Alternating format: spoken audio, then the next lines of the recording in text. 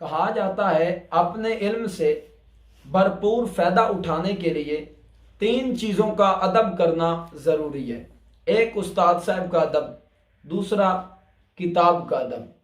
جس سے آپ علم حاصل کر رہے ہیں، اور تیسرا مکتب کا ادب کہ جس میں آپ علم حاصل کر رہے ہیں۔ استاد کے ادب میں چند چیزیں یہ شامل کر لی جائیں تو کیا یہ اچھا ہے کہ استاد کی کبھی نشست پر نہ بیٹھیں، استاد کے کبھی آگے نہ چلیں، کبھی گلا شکوہ شکایت نہ کریں، غیبت نہ کریں، اور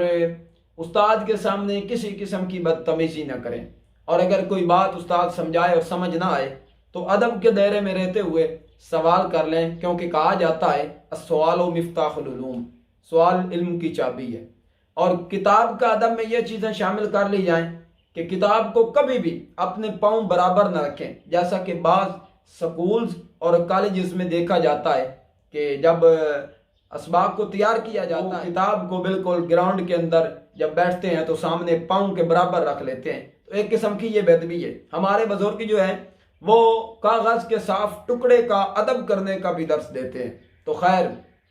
کتاب میں یہ چیزیں شامل کر لی جائیں، اور اس میں یہ بات بھی ایڈ کر لیں کہ جب کتاب سے آپ علم حاصل کر لیں تو پھر یہ نہیں کہ اس کو فروخت کر دیں، بلکہ اس کو ادب کے ساتھ کہیں محفوظ جگہ پہ رکھ دیں تاکہ ضرورت کے وقت وہ کام آ سکے۔ اور مکتب کے ادب میں یہ چیزیں شامل کی جائیں کہ مکتب کی کسی بھی چیز کو ضائع نہ کیا جائے۔ کبھی مکتب میں سکولز ہیں،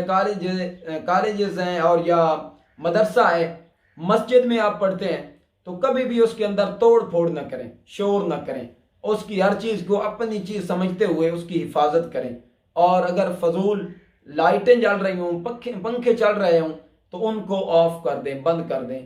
اور جملہ مکتب کی چیزوں کو اپنی چیزیں تصور کرتے ہوئے ان کی نگہبانی کریں۔ تو جب ان تمام چیزوں کا آپ لحاظ کریں گے اور ان چیزوں کو اپنی زندگی میں شامل کر لیں گے تو ان قیودات کے ساتھ سیکھا گیا، حاصل کیا گیا علم آپ کے لیے دنیا و آخرت میں فائدہ مند ثابت ہوگا۔